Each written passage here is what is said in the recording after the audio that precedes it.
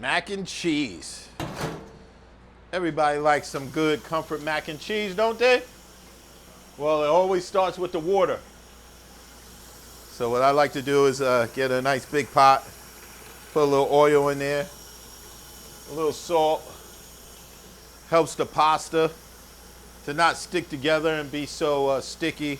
I believe the salt also helps the time on the water. Helps speed up the process of the waters to start to boil. So I get a nice big pot. Mac and cheese is one of our favorite dishes, and I would say it's pretty much a staple in any barbecue restaurant. I haven't been to one yet that didn't have mac and cheese or some kind of mac and cheese. So what we do here is we do a smoked mac, and where that comes from is after you put your mac and cheese together, instead of putting it in the oven and baking it off, let the smoker finish it off and get that nice cooked layer on the top. By doing that, you're adding smoke to the mac, and that's how mac and cheese got started, or smoked mac and cheese for me got started. Was oops, had too much stuff in the oven and didn't have nowhere to put the mac and cheese to get done. So I was like, hey, I got another heat element. I'll put it out on the smoker. So I put it on the smoker, get that done. And I was like, woo, I even got some smoke in that. I love it. Well, now having a barbecue restaurant, it's the opposite. I've always got too much meats on the smoker and not enough stuff in the oven. So I came up with a cheat. So this is my hack for my smoked mac and cheese. With the water, before you add the pasta and before it starts boiling, I add a little liquid smoke. So this is an apple smoke liquid that I put into the water and have that boil into the noodles. So once that starts boiling into the noodles, that's going to add that nice little hint of smoke that I got from my smoker doing that. So now I can still utilize the oven, and I won't get any kind of meat drippings into my mac and cheese, and I can get everything done at the same time. What I like to do with the pasta, I like to use elbow. I have used capatilla, the ones where it looks like two elbows are stuck together. Anyway, the one major thing that I make sure of is whatever pasta that I'm dealing with has a heavy wall. You don't want those cheap pastas with a soft wall. It'll say heavy wall, so it just means it's a thicker pasta. Something with a soft wall or those cheap pastas, when you boil them, they just disintegrate after a while, and you really need the pasta to stand up because you're going to be mixing and whipping, and when you start turning and stirring, it's just going to beat up that tender pasta, the ones that have a single wall or a soft wall. So you want to make sure you have a thick pasta elbow when you're doing something like mac and cheese or anything that you want to stir in a sauce and have to kind of turn it around a couple of times. So I also take a spoon and kind of just stir that up.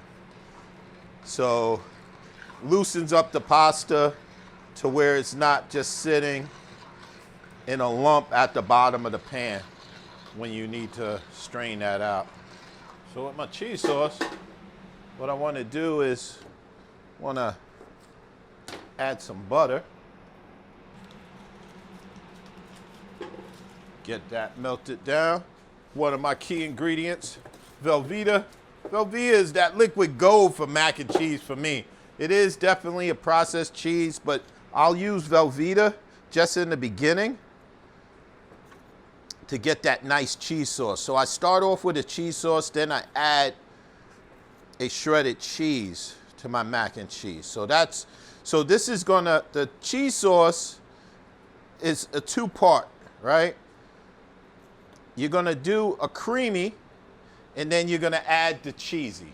So that's the way I came up with to make a good textured mac and cheese. Everybody wants their mac and cheese cheesy, but if you add too much cheese, it really could be dry, it's not creamy enough. So by me doing a two-part, by making the cheese sauce and then adding the cheese in after, and I will go through the steps. Adding the cheese after is going to be a cheesy, creamy mac and cheese. What I'm going to add right now, just so we don't get any burn, if you add too much dairy, right? So I started with butter, and then I just throw that cheese in on that top of that butter. I'm worried about it scorching.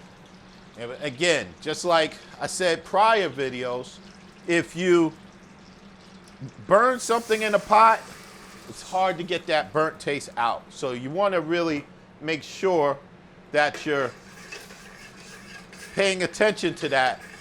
So what I did was I added a little bit of water. The reason why I added that water is because now I'm going to add this cheese into it. I want to get that to start melting down and get that creamy texture to it. And I start with butter and not a milk, because milk is also something that scorches and burns. So I'll just chop that up. The reason why I sliced that cheese is just to help it melt down a lot quicker than just putting a big heavy block into it. So I want that to turn into a cheese sauce and not just a clump. Let's check this pasta at the same time. You can reduce the heat on the cheese to make sure you're not going to scorch the bottom. And all I do is with the noodles, you see you still got a little bit of white. I'm going to say that that's not done yet. You know, you want that pasta to really boil out of that. And I can feel the firmness. I don't even have to eat that one. It probably needs like 3 more minutes or so. So we want to stir that from the bottom. So when I strain this, it'll be good to go. All right, let's get back to this cheese sauce. The water is now becoming a more of a creamy substance. And I'm not done with the sauce yet. I've also have added in the butter, you could add some diced onions, some garlic. You know, again, I'm cooking for the masses. So you cook for the people that you're cooking for in your house, what flavor profile they like. But that's why I like that Velveeta. See how creamy that's starting to break down into? It's actually thickening up the water. So I do add dairy to it, but I had heavy cream after I already start seeing it starting to melt down. And all I did was add a half a block of Velveeta, which would have been 2.5 pounds of Velveeta to about a cup of water, and start breaking that down. And then add the heavy cream, which is about 2 cups, and let that break down the rest. And that's going to be my cheese sauce, the creamy part. All right, now we're getting a better look on this pasta. So we got these elbows. Just let it cool down a little bit, but you see there's no white in it, so you kind of really cooked through that pasta. The starch really came out of that pasta right now. Texture's a little softer. Take a bite. It's al dente. So al dente is gonna be not tender as you want it, but remember, we're not done cooking this yet. So we wanna have just a little bit of bite. You don't want a hard bite, but you want enough to where it's soft. You could chew down on it, but you would want it just a little softer, maybe like 2 more minutes. So we're gonna take this off the heat. So just strain that water out. So now we got that nice cream sauce. It's really broken down. I can tell at the bottom it's starting a little bit of a carpet. So that means that the milk and the cheese is starting to get overly heated. So we want to take that off the fire, but this is the consistency I want. You see? We got some nice cheese. And those chunks will melt down during the baking process. But you definitely want to get a good, about 80% of that into a creamy sauce. So once I add that cream sauce into that pasta right now, see, we got almost that mac and cheese the creamy mac and cheese that we want. And what I'm doing is I'm using a mild cheddar here. And I'm gonna add about a cup to 2 cups. And it's good to do it when the pasta's still hot because now it's starting to melt that cheese down. You see the string and the pull consistency that we're getting? So look at the creaminess of that mac and cheese and the cheesiness.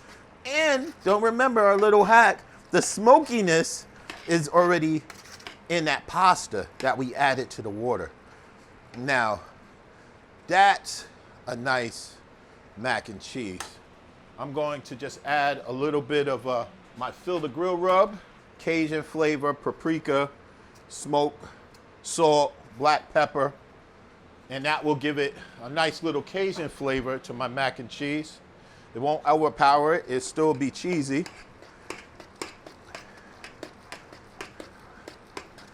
Look at that, that's what we want. But see how easy that was? 2 parts. The creaminess you want to add to the pasta right when that pasta's hot, came out of that drain.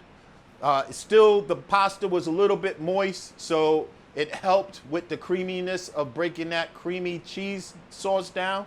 Then we added the sharp, mild cheddar cheese that we added. So this is the real cheese.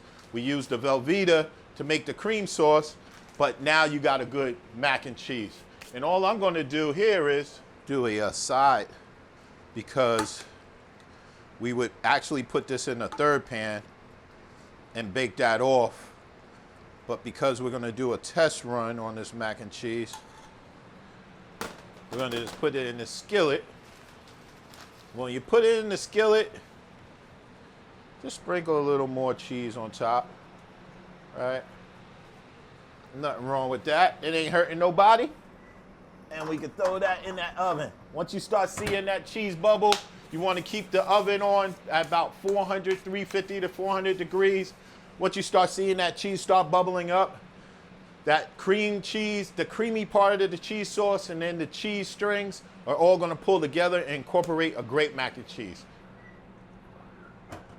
Woo! Look at that skillet mac and cheese. You see the bubbles around the side? That means it all blended together for me. So you got that nice consistency of the cheeses. You remember the creaminess? Look, it's still creamy underneath there. So you got that nice pulled cheese, and then you got that cheesy topping, and you still got that creaminess on top. All right, let me show you how we do it at the Trapp. We got some nice smoked pulled pork butt. Whoa, look at that pork. Ooh, that nice tender. You see all of that pinkness of that pork? That's that smoke ring, baby. That's that smoke ring. We'll put that right there on top of that mac and cheese right now. That's saying something. That's saying something. Then we top it off with a little bit of barbecue. That's our mac bowl at the Trapp. You gotta try it out. So now, when you're eating this, you got like a whole full meal in itself. So you got that nice pulled pork, mac and cheese, cheesy, creamy.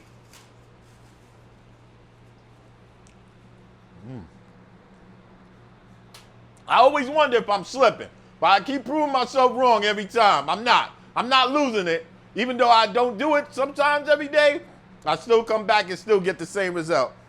That's it, baby. Mac and cheese. Comfort foods.